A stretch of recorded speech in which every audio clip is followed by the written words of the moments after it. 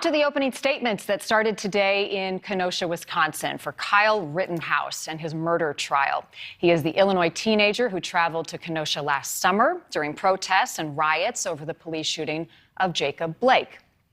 During an altercation, Rittenhouse fired his rifle that he was carrying, killing 2 men and injuring a third.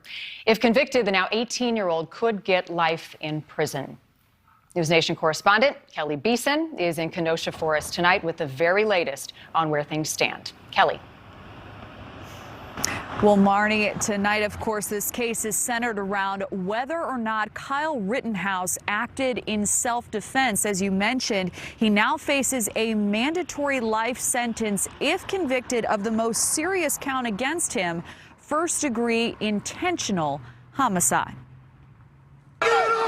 18-year-old Kyle Rittenhouse is charged with killing 2 men and wounding another when he opened fire with a semi-automatic rifle during riots in Kenosha, Wisconsin last year.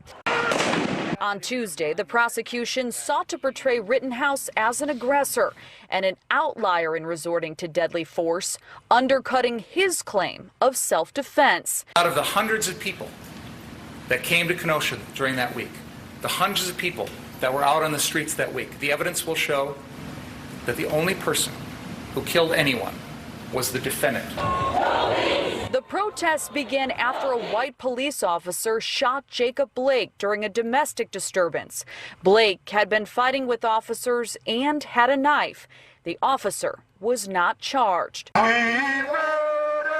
Among those protesting outside of the courthouse this week, Justin Blake, the uncle of Jacob Blake, calling for penalties for Rittenhouse. This guy's been treated with kid gloves. I've never heard of somebody being murdered, 2 people, and get a bond. Under Wisconsin law, people can only use deadly force if they reasonably believe it necessary to prevent someone from killing or causing great bodily harm to them.